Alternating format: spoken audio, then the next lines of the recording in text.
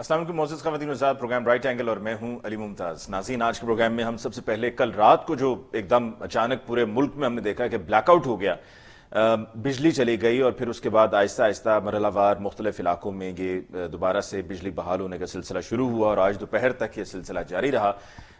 इसके पीछे वजूहात क्या हैं, हुआ क्या? हुकूमत की तरफ से तो अपोजिशन पर तनकीद की जा रही है कि ये जो तरसीली निज़ाम है ये बहुत ही पुराना है और इसको अपग्रेड नहीं किया गया और इस पर तवज्जो नहीं दी गई, जिसकी वजह से ये सब हुआ। लेकिन असल हकाइक क्या है? क्या ये सिर्फ एक ब्लेम गेम है या एक ऐसा टेक्निकल फॉल्ट हुआ कि जिसको पहले से नहीं पकड़ा जा सकता था, या इसका पहले से कोई इंतजाम, कोई बंदोबस्त नहीं किया जा सकता इट हैपेंड, और होने के बाद फिर इस इशू को रिजॉल्व करना, यही एक इसका सोल्यूशन था। उसके साथ साथ हम सारे मंच पर मजीद बात करेंगे। कल प्राइम मिनिस्टर साहब ने जाकर लवाइकीन से मुलाकात की और मुलाकात से पहले लवाइकीन ने कुछ अपने गिले शिकवे थे वो भी प्राइम मिनिस्टर साहब तक पहुंचाए। फिर प्राइम मिनिस्टर साहब ने वजूहात बयान की कि किस वजह से वो पहले नहीं आए, और एक जुमला जो कि सुनकर मेरे लिए तो हैरानकुन था। अब आज के प्रोग्राम में अपने पैनलिस्ट से पूछेंगे कि क्या उनके लिए भी इतना ही वो सरप्राइजिंग था कि जब प्राइम मिनिस्टर ऑफ पाकिस्तान ने यह कहा कि ये कोई गारंटी नहीं है कि कोई मजीद आगे कोई सानिया ना हो। बहरहाल, this is what we are to discuss in tonight's programme. Discussion के लिए हमारे मौजूद मेहमानों का तारुफ हमें ज्वाइन किया सीनियर सहाफ़ी तज़कियाकार इमरान याकूब साहब ने। इमरान साहब को बहुत बहुत शुक्रिया कि आपने ज्वाइन किया। हमें ज्वाइन किया जी इफ्तिखार अहमद साहब ने, अनदर वेरी सीनियर एनालिस्ट। आपको बहुत बहुत शुक्रिया इफ्तिखार साहब for coming on the show tonight. और हमें ज्वाइन किया जी साबिर शाह साहब ने। साबिर शाह साहब, आपकी बहुत बहुत शुक्रिया कि आपने आज के प्रोग्राम के लिए हमें ज्वाइन किया। सबसे पहले इफ्तिखार अहमद साहब, आपकी तरफ आते हैं। सर, ये कल रात को जो हुआ ब्लैकआउट, पूरे मुल्क में अंधेरे छा गए, और ये तो खैर सर्दियां थी तो गुजारा हो गया कि रात के वक्त हुआ, सर्दी थी तो वक्त गुजर गया और सुबह में जब लोग उठे तो बिजली वापस आ गई। लेकिन ऑल ऑफ अ सडन पूरे मुल्क में ये सब हो जाना, इसके पीछे आपको क्या वजूहात नजर आती हैं?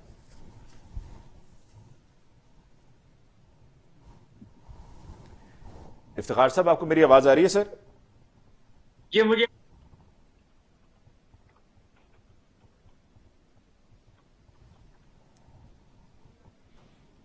जी इफ्तिखार साहब, आपकी आवाज हम तक नहीं आ रही है इतने में कि जब तक हम इस टेक्निकल इशू को रिजॉल्व करते हैं।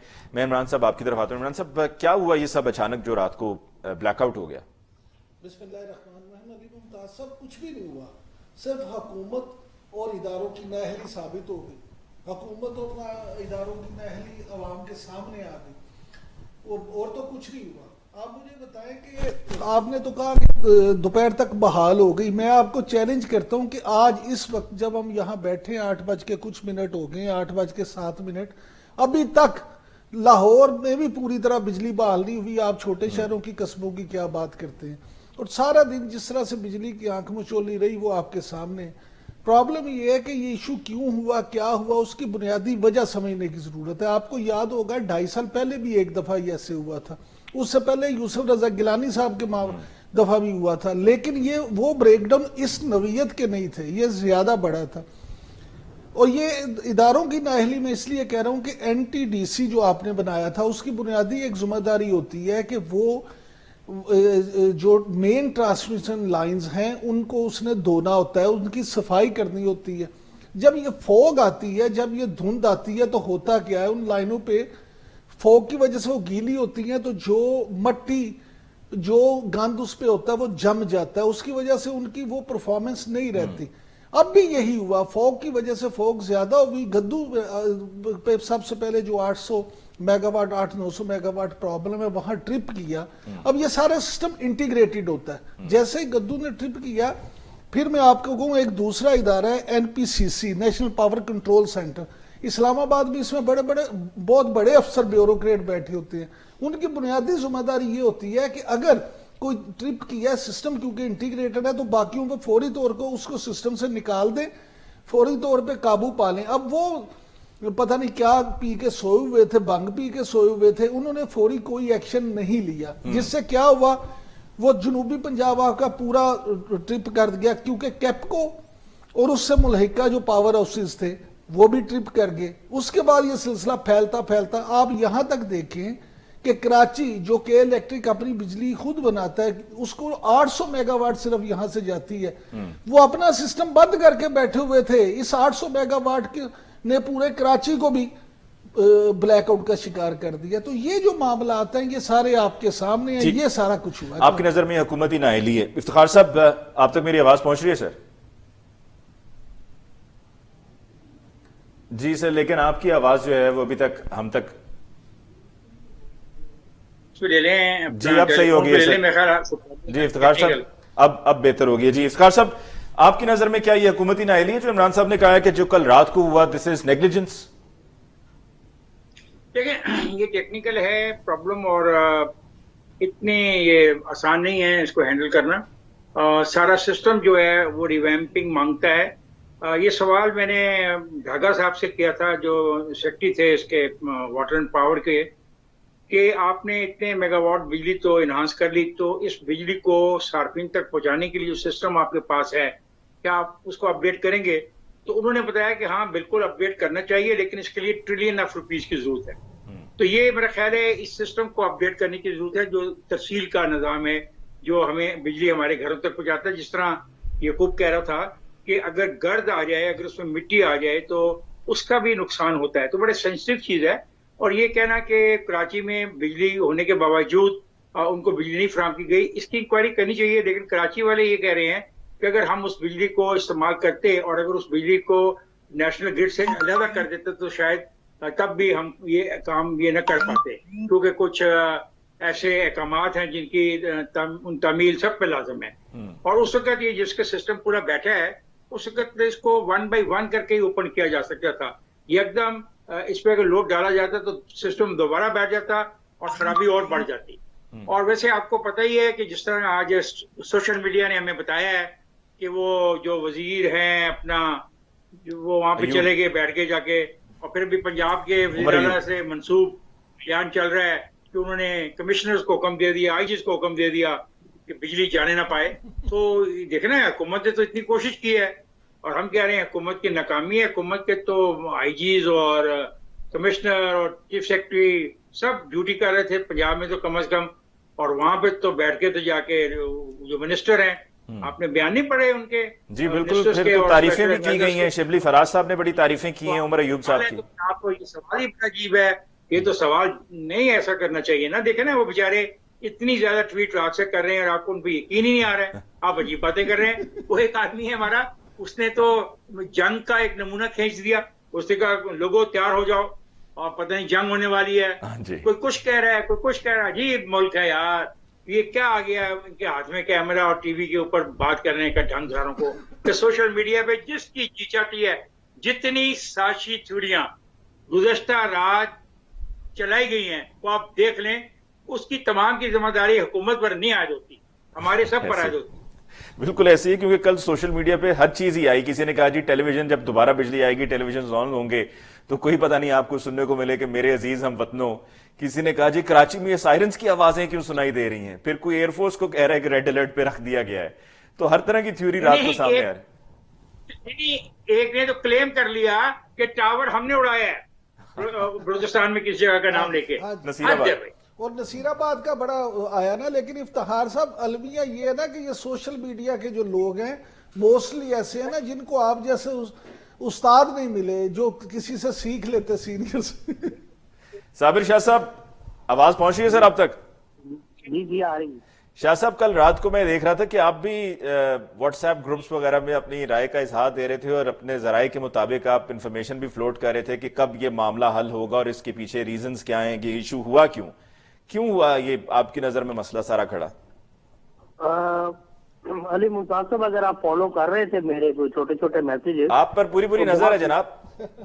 जी, तो मैंने ये लिखा था वहां पे कि रात 2-3 बजे मैंने लिखा कि जनाब अभी तक इन्हें ये नहीं पता लग सका कि फॉल्ट है क्या, और आपने शाम को भी सुना अभी तक फॉल्ट जो है उसका पता नहीं लग सका। तो जब इस तरह की सिचुएशन हो जिसमें नहली शामिल है, इनहेरिटेड नहली है, ये चलती आ रही है, जब ऐसी सिचुएशन हो तो फिर अफवाहें जो हैं ये उनके लिए आइडियल ग्राउंड होती है तो उन्हें फ्लोट किया जा सके। र्यूमर मॉन्गर्स फिर निकल आते हैं अपने बिलों में से और वो कभी कहते हैं कि पाकिस्तान एयरफोर्स रेड अलर्ट है, इंडिया ने हमला कर दिया, नसीराबाद में दहशत गर्दों ने बलोच सेपरेटिस्ट ने वहां पे ग्रिड स्टेशन उड़ा दिए, फलां फलां फलां। अब सिचुएशन देखिए, अफवाह का वर्ड मैं इसलिए यूज कर रहा हूँ कि बहैसियत पाकिस्तानी मैं ऐसी कोई बात सुनना नहीं चाहता कि हमारे यहाँ कोई ऐसी बात हो गई हो। हुकूमत ने अभी तक चूंकि फॉल्ट लोकेट नहीं किया और बिजली पूरी तरह बहाल नहीं हुई, ट्रिपिंग मुसलसल हो रही है लाहौर में भी और पंजाब में भी, तो फिर आप अफवाह फैलाने वालों को कब तक ब्लेम करेंगे और कब तक आप लोगों से कहेंगे कि जी आप इन अफवाहों पे कान ना धरें। बार कहने का मकसद ये है कि देखिए आपकी जो इस वक्त प्रोडक्शन कैपेसिटी है वो 36,000 मेगावाट है। आप शायद 22 से 23,000 मेगावाट से ज्यादा सप्लाई नहीं कर सकते, क्योंकि आपका जो सिस्टम है तरसील का, सप्लाई का बिजली का, वो रॉटन है, उसके ऊपर किसी ने तवज्जो नहीं दी। और हुआ ये कि नवाज शरीफ साहब समेत तमाम हुक्मरान ये क्रेडिट लेते रहे कि देखिए हमने इतनी बिजली पैदा करने की सलाहियत जो है वो हमारे मुल्क में है। तो बिजली पैदा करने की सिर्फ सलाहियत काफी नहीं है, इसकी तरसील यानी सप्लाई और डिस्ट्रीब्यूशन बहुत ज्यादा इंपॉर्टेंट है। हेलो जी जी जी अली, आवाज आ रही? जी जी आवाज आ रही है जी। बाकी तो सब टेक्निकल चीजें हैं जो हमारे आम व्यूअर्स को शायद समझ ना आ सके। सो जो सिंपल टर्म्स में मैंने आपको बताया है कि डिस्ट्रीब्यूशन और सप्लाई का मसला है। जो जरा सी फॉग पड़ जाए, अंधेरी चल जाए, बारिश तेज हो जाए, कोई भी इस तरह की पोजीशन हो जाए तो आपका जो निजाम है वो ट्रिप कर जाता है और एक एक करके आपके सारे फीडर ट्रिप कर जाते हैं, क्योंकि प्रेशर उन पर पड़ता जाता है और वो नीचे गिरते जाते हैं। असल पोजीशन अगर तो ये हुआ है तो फिर पोजीशन ये है कि डिस्ट्रीब्यूशन और तरसील का निजाम ठीक नहीं।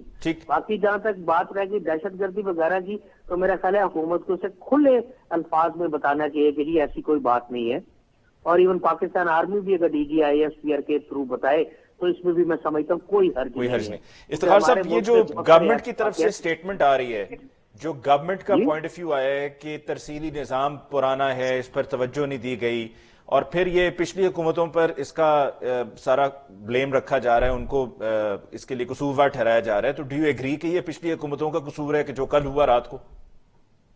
अली साहब बिल्कुल ठीक कह रहे हैं। बात ये है कि ये सारे बातें ठीक ही करते हैं, जितनी बातें आप बता रहे हैं। शाह साहब, इफ्तिखार साहब से सवाल पूछा था। शाह साहब ओके, देखिए बात यह है कि जैसे मैंने आपको कहा कि लाहौर में ये प्रेजेंटेशन हुई थी बिजली के बारे में और ढाका साहब ने दी थी और प्राइम मिनिस्टर नवाज शरीफ उसको प्रेजाइड कर रहे थे, तो उसका ये सवाल उठाया गया था, जो सहाफी वहां बैठे थे, आरिफ निजामी साहब भी वहां मौजूद थे, कि आपका तहसीली निजाम क्या इतनी बिजली को कैरी कर लेगा? तो उनका जवाब मैंने आपको पहले अर्ज किया कि उनका ऐसा मुमकिन नहीं है, हमें इसको इम्प्रूव करना होगा।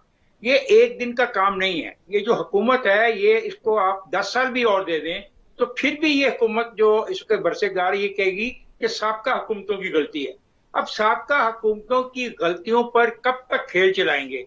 साबका हुकूमत की गलती है तो आपने जो मिनिस्टर बनाए हैं, जो आपके डिपार्टमेंट्स काम कर रहे हैं, ईमानदार, शरीफ, ऑनेस्ट, उनको ये समझ नहीं आई 2.5 साल में कि अब क्या करना क्या है। और क्या ऐसी कोई चीज पार्लियामेंट में जेर बहस आप लेके आए?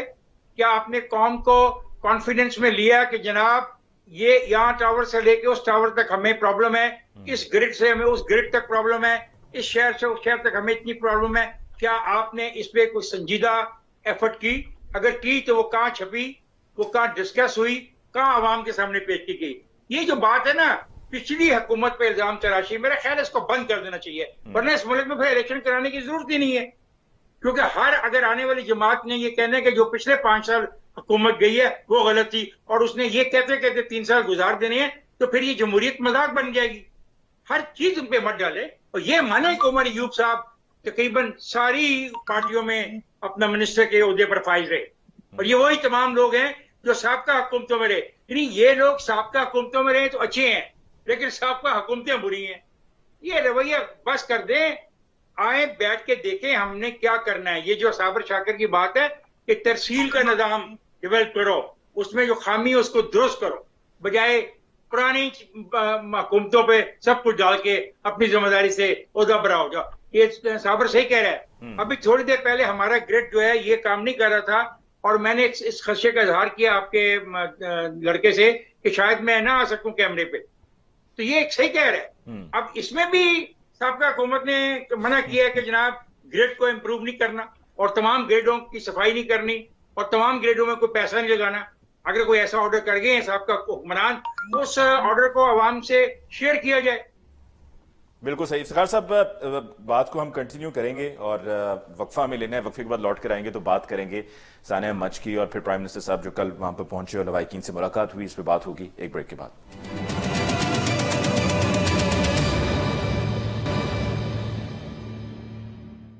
नाज़रीन, ब्रेक के बाद एक दफा फिर आपको कहते हैं खुशामदीद। डिस्कशन को आगे बढ़ाते हैं। इमरान साहब, जो कल प्राइम मिनिस्टर साहब का मच अवेटेड विजिट था, जिसके लिए तकरीबन 6 रोज तक वहां पर मैयतों को रखकर एहतजाज किया जाता रहा हजारा बरादरी की तरफ से, और कल फिर प्राइम मिनिस्टर साहब चले गए और उनका यह कहना था कि जी ऐसा कभी नहीं पहले हुआ, और मैं पहले इसलिए आना चाह रहा था कि कोई प्रेसिडेंट सेट ना हो जाए। प्राइम मिनिस्टर को और भी बहुत से मामलात को मुल्क में देखना होता है। और फिर कल उन्होंने इसी दौरान यह भी कह दिया कि कोई गारंटी नहीं है कि कहीं और भी कुछ आने हो सकता है।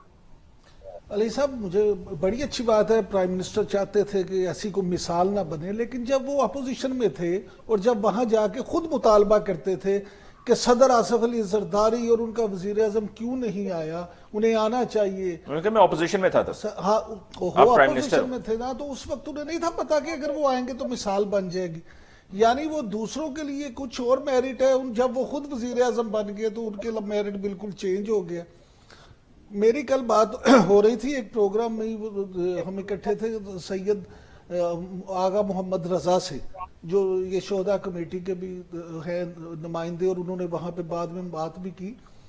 तो ये जो कल वजीर आजम वहां गए, बड़ी अच्छी बात है, बिल आखिर वजीर आजम वहां चले गए, उनको बुलाया। उनका एक तो इतराज ये था कि जहां फातिहा खानी हो रही थी इमाम बारगाह में, असूलन वजीर आजम को वहां आना चाहिए था, लेकिन हो शायद उन्हें कोई सिक्योरिटी प्रॉब्लम हो, इस वजह से वो वहां नहीं आए, उन्होंने यूनिवर्सिटी में बुला लिया।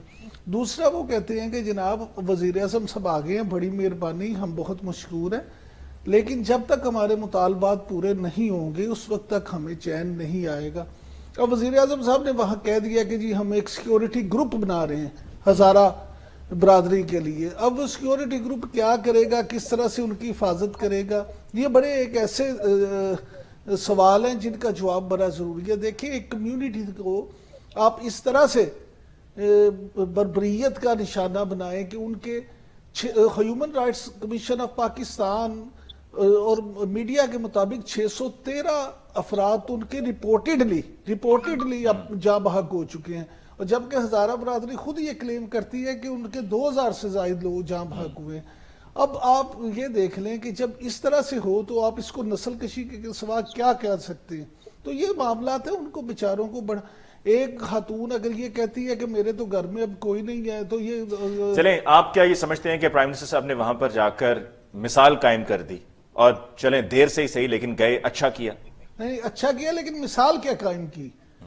मुझे ये बताएं, रियासत मदीना में तो ये होता था कि हजरत उमर फारूक रजी अल्लाह तआला अन्हु कहते थे कि दरिया फरात के किनारे को कुत्ता भी बढ़ जाएगा तो फारूक से पूछा जाएगा, उमर से पूछा जाएगा।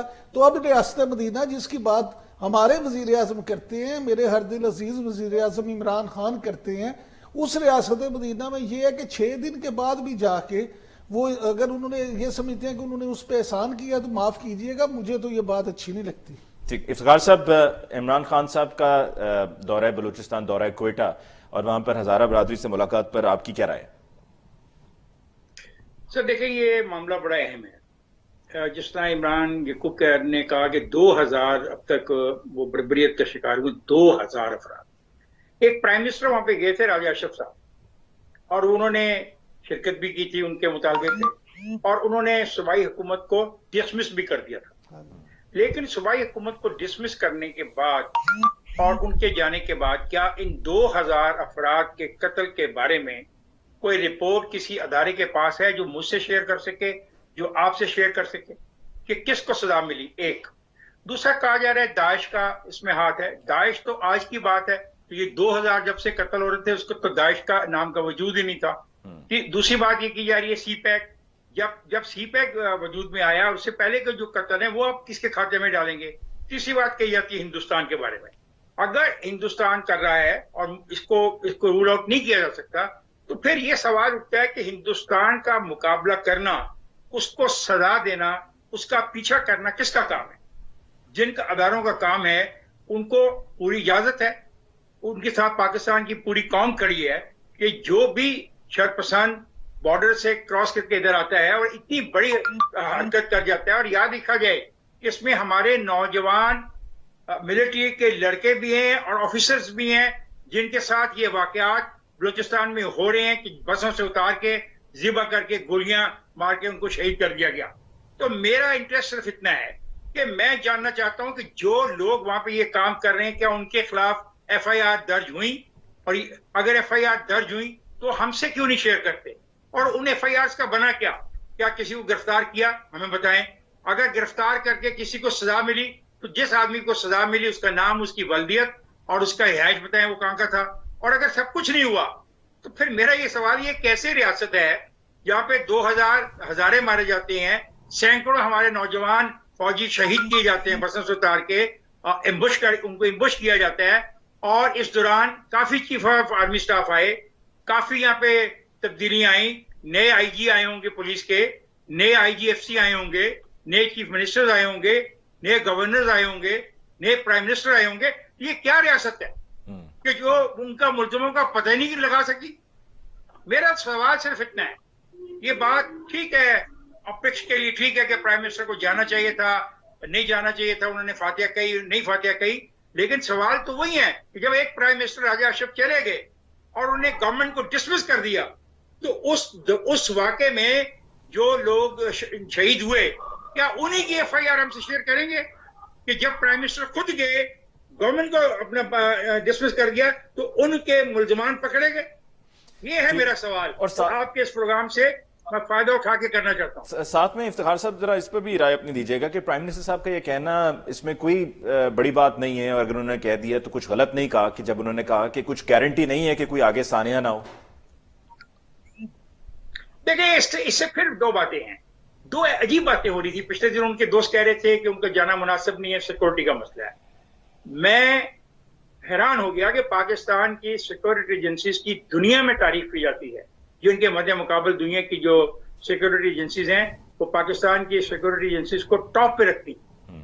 अगर एक प्राइम मिनिस्टर को अपनी सिक्योरिटी एजेंसीज पर भी इत्मीनान नहीं है कि वो उनको प्रोटेक्ट नहीं कर सकती प्राइम मिनिस्टर को, तो ये प्राइम मिनिस्टर को सोचना चाहिए कि इस किस्म के बयान जो उनके हवारी, उनके साथी देते हैं, उसके फिर लोग क्या मतलब निकालेंगे और उससे वो किसको नुकसान पहुंचा रहे हैं।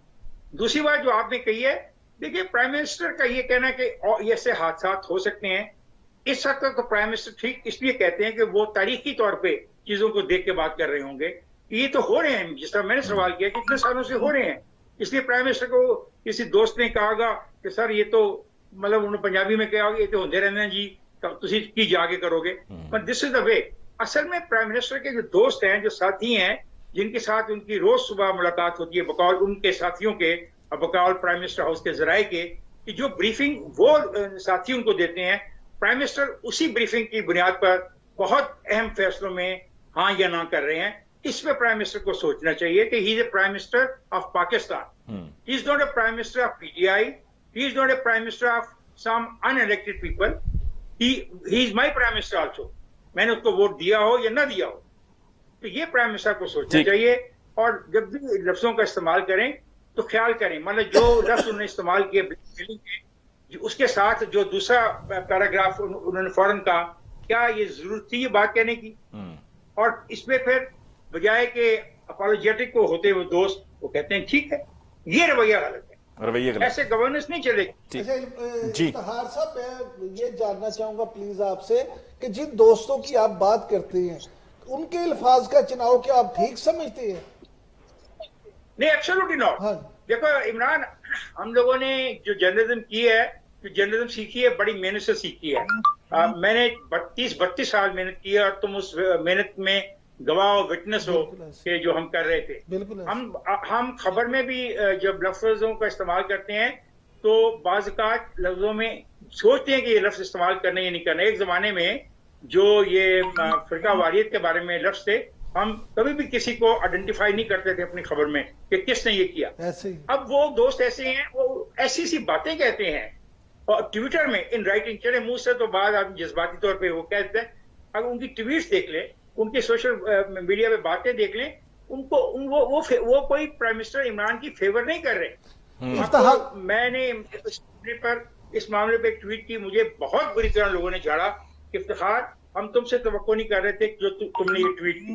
वो ट्वीट मुझे महसूस हुआ कि मेरा उसमें लफ्जों का चुनाव गलत था। इफ्तिखार मैं साहब, कहना चाह रहा था, इफ्तिखार साहब, मैंने गलत लफ्ज सुने। मैंने इसलिए बात की थी, आपको याद होगा 1990 के इलेक्शन में, 1990 के इलेक्शन में जब फोरम हो रहा था तो उस वक्त हमें तो ये सिखाया जाता था आपकी तरफ से, मीर शकील रहमान की तरफ से, कि उन अल्फाज का चुनाव करना है कि अगर आपके बारे में कोई अल्फाज वो लिखे तो आपको बुरे ना लगे। किसी के डाकू के बारे में भी याद है आपको, 1990 के इलेक्शन की मैं बात कर रहा हूँ। हाँ जी, तो अब ठीक है, तो मैं तो कहता हूँ दोस्त के, हम तो शायद, मैं तो खैर अपने बारे में ये कहता हूँ, शायद हम लोग बूढ़े हो गए हैं, हमारी कोई इतनी वो फॉलोइंग नहीं है, हमें कोई जानता भी नहीं है, लेकिन जो चीजें हम सीख चुके हैं, वो हम उसको कैसे, जो सीखी चीजें हैं उनको भुला कैसे दें। इसलिए प्राइम मिनिस्टर के काफी दोस्तों को बुरा लगता हूं मैं, तो मैंने उनसे क्या लेना है। तनकीद वैसे आजकल बर्दाश्त भी बहुत कम लोगों से होती है, हर किसी से तनकीद बर्दाश्त भी नहीं होती है। साबिर शाह साहब जी, शाह साहब आवाज आ रही है आपको? ठीक, शाह साहब कहते हैं तो वक्फा लेकर दोबारा आपकी तरफ आए और फिर जरा तफसील से आपसे बात कर लें, या शेल बी कंटिन्यू नाउ? वक्फा ले लेते हैं हम, वक्फा लेते हैं, वक्फे के बाद ही वापस आते हैं।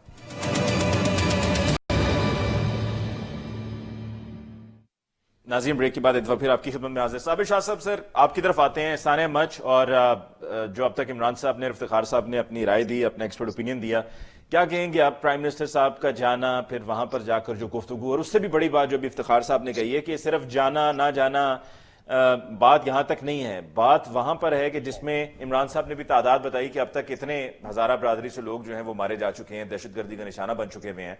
और अब भी कल बल्कि जब इमरान खान साहब वहां पर लवाइकीन से मुलाकात कर रहे थे तो वहां पर खवातीन मौजूद थी, तो उन्होंने कहा कि जी हमारे साथ ये पहली बार नहीं हुआ है कि जो हमने प्राइम मिनिस्टर साहब को कहा आने को, ये उसकी वजह ये बनी है कि इससे पहले भी कई वाकयात हो चुके हैं, कई वहां पर हमें तसल्लियां दी गई हैं। इफ्तिखार साहब ने बताया जी राजा परवेज अशरफ साहब भी गए थे और फिर वहां पर हुकूमत को भी उन्होंने फारिग कर दिया था, फिर भी ये मामला नहीं रुके।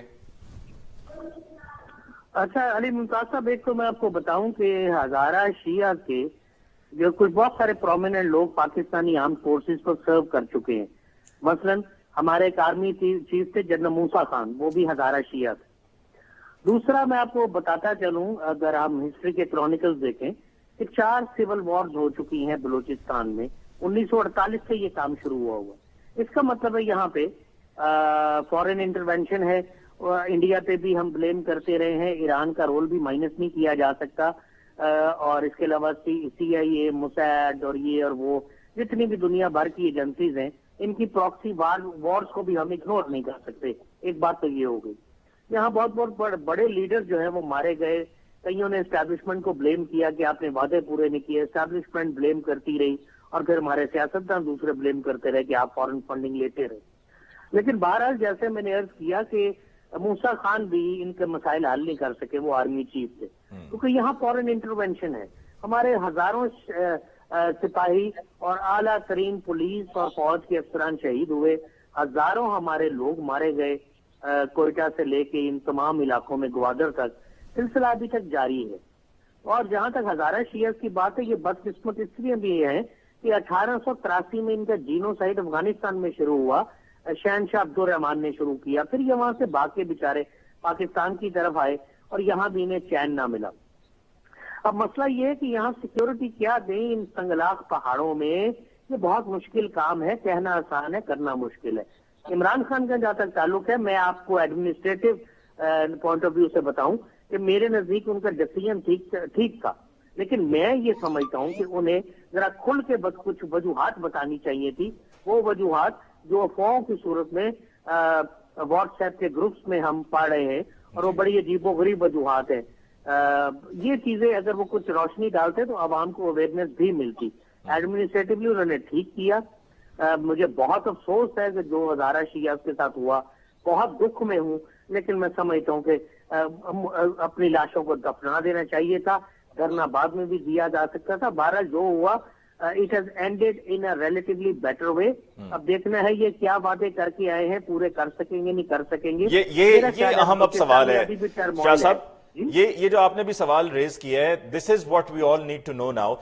इमरान साहब, आखिर में प्रोग्राम के इख्तिताम की जानिब में बढ़ रहे हैं। जो भी शाह साहब ने पॉइंट उठाया है कि वहां पर प्राइम मिनिस्टर साहब पहले जाना था, नहीं जाना था, गए क्यों नहीं गए, ये सब कुछ ये गुजर गया, तदफीन नहीं हुई थी, तदफीन होगी। लेकिन असल जो इशू है वो ये है कि क्या now will the government be doing what it needs to do to make sure कि ये इस तरह के वाकयात अब दोबारा ना हो, और जो वहां पर ये तहरीरी मुआहिदा हुआ है, जो मामला तय हुए हैं, वो सिर्फ क्या इस वक्त के लिए थे कि जी जब ये सब डिस्कशन हो रही है और आहिस्ता आहिस्ता फिर भूल भुलाए जाएंगे सब?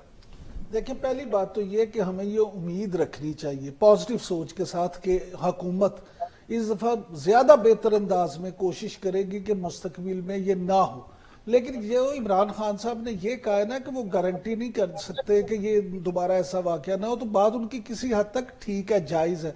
लेकिन फिर बात वही है कि अल्फाज के चुनाव की बात है। अब हमारी, जिस तरह इफ्तिखार साहब ने भी कहा, सिक्योरिटी एजेंसीज को दुनिया भर में टॉप की एजेंसीज समझा जाता है। अब यहाँ पे ये जरूरत है कि तमाम एजेंसीज मिलके, क्योंकि इस वक्त पाकिस्तान में हमारी इतलात के मुताबिक 38 के करीब ऐसी खुफिया एजेंसीज हैं मुख्तलिफ ममालिक की जो बलोचिस्तान में काम कर रही हैं, और एक अकेली हमारी ISI उनका मुकाबला कर रही है। अगर वो 38 ऐसी एजेंसियां हैं जो यहाँ पे दहशतगर्दी फैलाना चाहती हैं, इस तरह से बदअमनी करना चाहती हैं, तो अब हमारे यहाँ कानून नाफिज करने वाले इदारों का ये फर्ज है कि उनको एक मजबूत निज़ाम के तहत एक ऐसा सिस्टम बन जाए जिसपे इस नुकसान को कम से कम किया जा सके, ताकि उनको भी ये एहसास जरूर हो कि कोई हमारे लिए हिफाजत के लिए कोशिश जरूर हो रही है। आगे अब तो उसमें ये कहना कि जी 100% ये काम रुक जाएगा, ये इतना आसान नहीं। ठीक, इफ्तिखार साहब, आखिर में आपकी तरफ आते हुए, क्या आप समझते हैं कि ये काम अब किसी ना किसी तरह कभी ना कभी रोका जा सकेगा, और ये करंट गवर्नमेंट ये कर सकेगी, जिसकी ये कमिटमेंट नजर आ रही है कि वो ये चाह रहे हैं कि ये मसला हल हो और हजारा बरादरी के साथ जो होता आ रहा है वो मजीद ना हो? देखिए, मैं सिर्फ हजारा बरादरी की बात के अलावा मैं ये भी तो कह रहा हूँ कि अफवाज पाकिस्तान के जो नौजवान हैं, जो ऑफिसर्स हैं, उनके साथ भी तो ये हो रहा है ना। उनको भी तो इम्बुश किया जा रहा है ना, और उनको भी तो बसों से उतार के गोलियों का निशाना बनाया गया। मेरे नजदीक ये मसला बड़ा है, मेरे एक स्पेसिफिक ग्रुप के साथ हवाले से सोचना मैं समझता हूँ मुनासिब कि बात ठीक है कि वो पहाड़ियां ऊंची हैं, वो रास्ते ठीक नहीं है, लेकिन हमने फेंसिंग कर दी है। अब तो हमने जो खंडके खोद दी हैं। हमें चमन के बॉर्डर को प्रॉपर्ली मैनेज करना चाहिए इंटरनेशनल लेवल के ऊपर कि हमने क्या करना है। क्या चमन के बॉर्डर में इजाजत होनी चाहिए कि लोग सुबह को आए और शाम को चले जाएं? ये है मसला जिसपे संजीदगी के साथ वजारत खारजा को, वजारत दाखिला को बैठ के पहले ये तो तय कर लें। फिर दूसरी बात है एजेंसियों की। भाई, एजेंसियों का काम है दुश्मन की तलाश करें, और दुश्मन की तलाश जब हो जाए तो फिर लोगों से शेयर करें, खुद फैसला ना करने की ये दुश्मन है। लोगों से शेयर करें और ट्रायल करें। अब हमारे पास उनका एक जासूस पकड़ा हुआ ना, उस जासूस ने बलूचिस्तान में जो हम तक अब तक इतलात पहुंची हैं, बहुत बड़ा नेटवर्क बनाया था। सागर है उस नेटवर्क को तबाह करना, उसको खत्म करना उन इदारों का काम है जिनकी ये रिस्पॉन्सिबिलिटी है। तो वाकयाओं के बाद मजालिस कर लेना, मुलाकातें कर लेना, टीवी प्रोग्राम कर लेना, कोई मसला नहीं हल होगा। ऐसे हम पहले भी ऐसे प्रोग्राम कर देते हैं, अब कल या परसों नया इशू आ जाएगा, हम उधर चले जाएंगे। मेरा तो मसला है कि वो लोग जो मारे गए उनकी FIR कहाँ हैं, हमसे शेयर करने में क्या रुकावट है? बिल्कुल सही। इफ्तिखार साहब, we have got to close the programme for tonight. आपका बहुत बहुत शुक्रिया कि आपने हमें वक्त दिया। साबिर शाह साहब, आपको बहुत बहुत शुक्रिया, और इमरान याकूब साहब, आपको बहुत बहुत शुक्रिया। नाज़रीन, इसके साथ ही आज के प्रोग्राम का वक्त खत्म हुआ चाहता है। अब इंशाल्लाह आपसे कमिंग फ्राइडे मुलाकात होगी। तब तक के लिए मुझे अली मुमताज को दीजिए इजाजत। अल्लाह ने के बाद।